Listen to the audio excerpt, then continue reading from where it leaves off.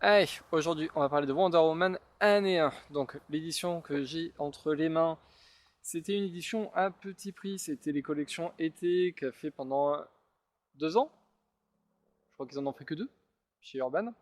Il y avait eu une édition Batman et une édition tous les super-héros, Justice League, tout ça. Ce récit-là, vous pouvez le trouver, je pense, soit ça doit être les Wonder Woman Rebirth. Je pense que c'est les Wonder Woman Rebirth qui sont écrits par Greg Rucka. Ben, tant qu'à faire. Allez hop, on va commencer avec les crédits. Donc au scénario, Greg Rucka, au dessin, à l'ancrage, on a Nicolas Scott, Bilkis Evely, Mirka Andolfo, aux couleurs, Romulo Jaffa, ouf, pas facile, Romulo Fajardo Junior. Après, il y a deux petites histoires dont on parlera pas parce qu'elles sont mauvaises, donc du coup, voilà. Wonder Woman Year One, comme son nom l'indique, donc ce sont les origines de Wonder Woman, les origines, on va dire, récentes, puisque c'est son costume récent. C'est écrit par Greg Rucka.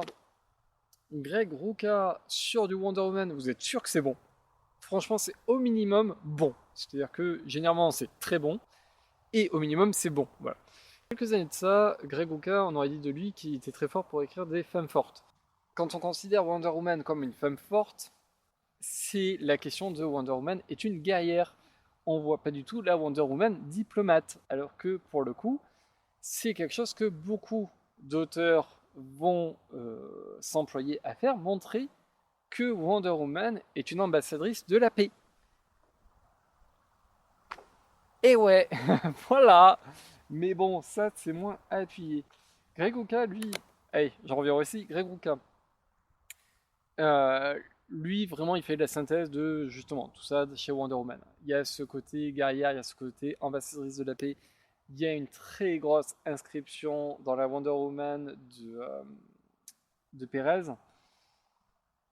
Euh, bon, je vais pas vous mentir, le récit est excellent. En tout cas, le récit Wonder Woman Year One est excellent. La deuxième partie de ce comics est moins bonne, on va pas se mentir.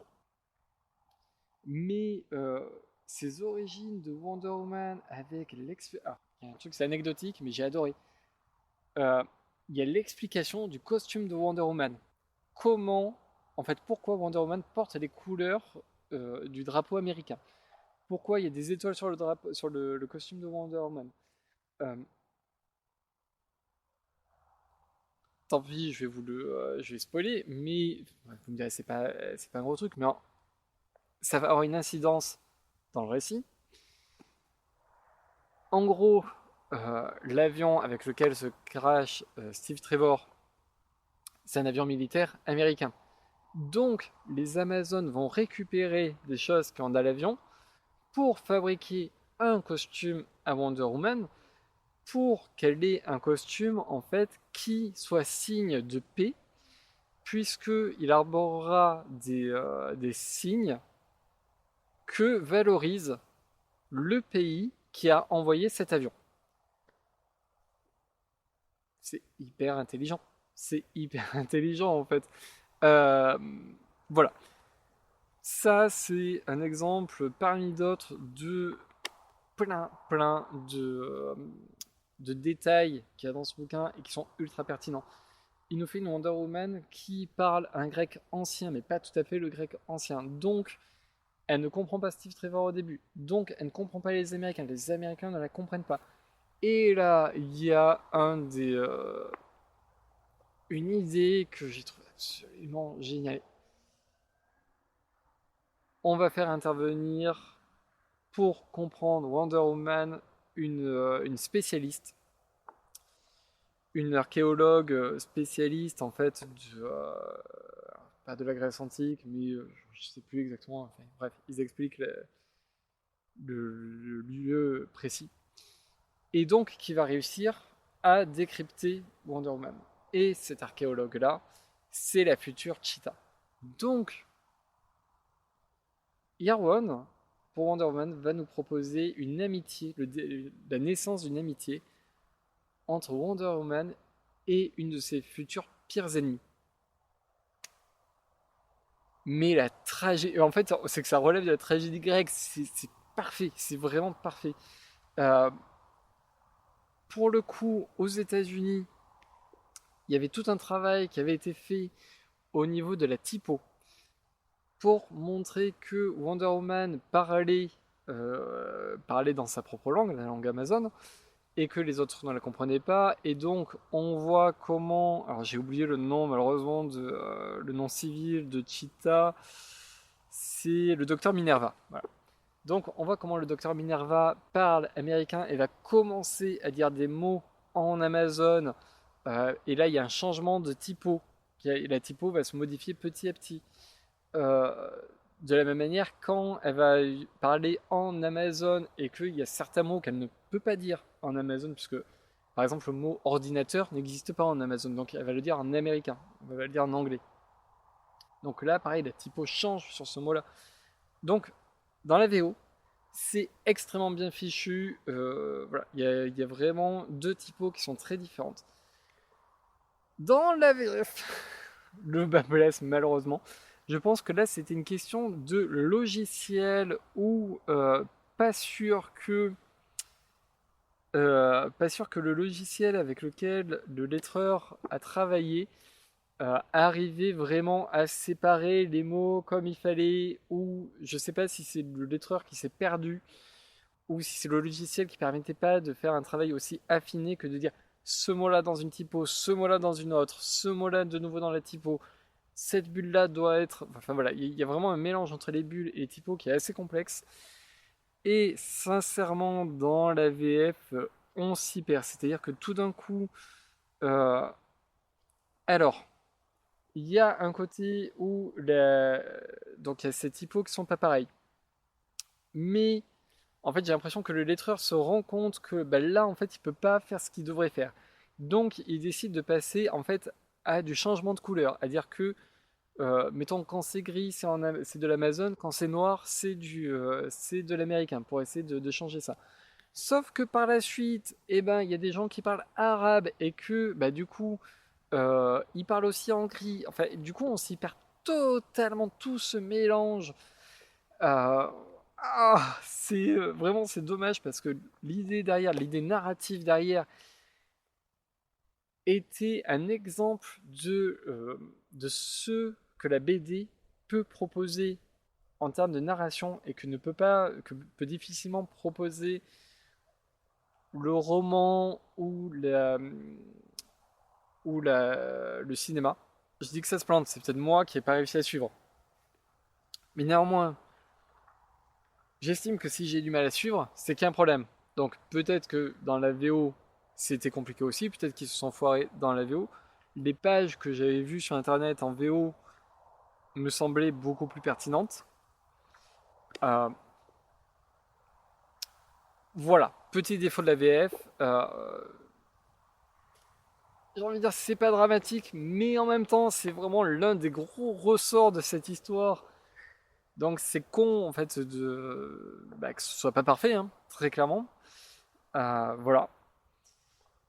Après, comme je disais, donc le premier récit, hop, on est donc sur la moitié du bouquin, vraiment quelque chose euh, hyper intéressant. C'est vraiment Wonder Woman, bah, du coup, vit sur Themyscira et l'arrivée de soldats américains va faire que elle va partir elle aussi en Amérique.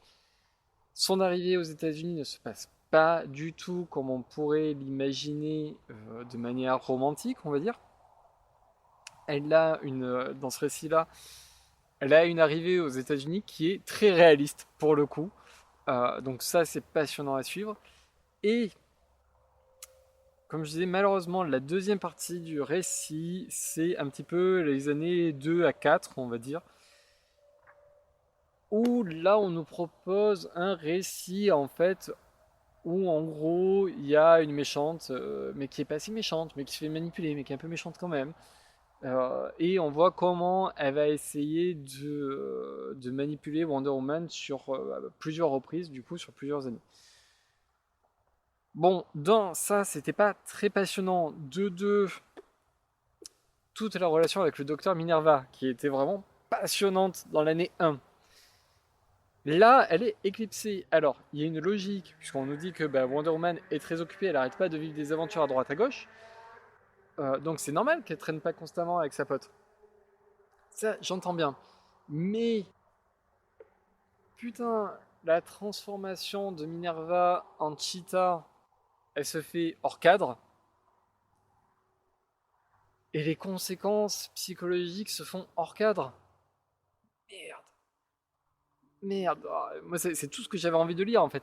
Je voulais vraiment voir ce côté où on s'attache vraiment beaucoup au docteur Minerva dans l'année 1.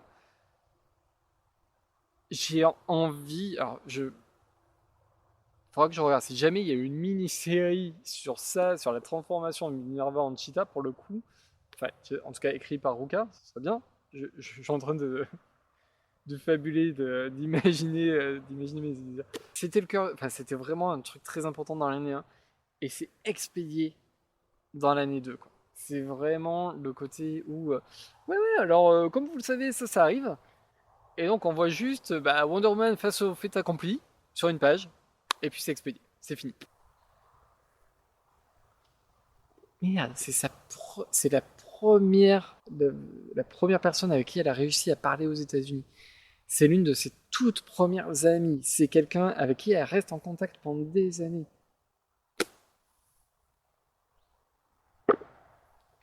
Expédier ça sur une planche, une case. Alors c'est une pleine page, mais ça compte pas.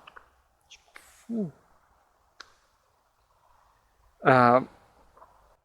Vraiment grosse déception parce que du coup l'année 1 monte et ça fait descendre. Waouh, voilà quoi. Et je pense que de toute façon c'est vraiment ce qui m'a fait décrocher du coup de la deuxième partie du bouquin. C'est que là j'étais tellement déçu de ce truc là. Ouais, vraiment pas foufou quoi. Petit mot ensuite sur les dessins. Bon, Nicolas Slott, très joli, rien à dire dessus, ça va très bien sur du Wonder Woman. De manière générale, tout est très joli de toute façon. La dernière partie est dessinée par Mirka Andolfo, et là, alors. Je vais essayer de montrer la pleine page. Wonder Woman a l'air d'avoir 16 ans. C'est-à-dire que quand on le feuillette comme ça, on a l'impression que c'est la jeunesse de Wonder Woman.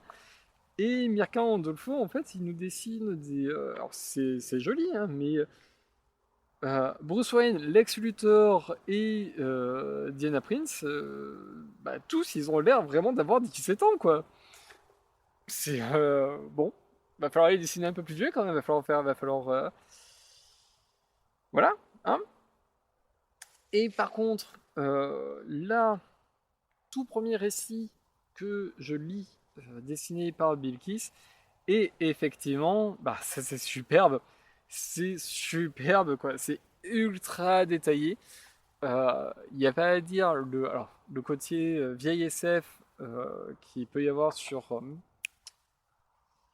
Supergirl ou dans le récit. Je mettrai la vignette parce que du coup j'ai totalement oublié le nom de ce comics, mais ce que dessine actuellement aux États-Unis, ça lui sied très bien. Voilà, c'est quelque chose justement qui est vraiment dans l'héritage de Flash Gordon et d'Alex Raymond. Euh, Quelque chose qui est très détaillé. Les cheveux sont magnifiques. Ça se voit qu'elle se fait vraiment plaisir sur les chevelures. Les planches, les planches sont superbes. Les expressions des personnages et les décors, franchement, c'est une dessinatrice à suivre. Ouais, incroyable. Bref, on va conclure. Grosse recommandation. Très bonne introduction à Wonder Woman. Excellent récit en lui-même. Super personnage, super intrigue.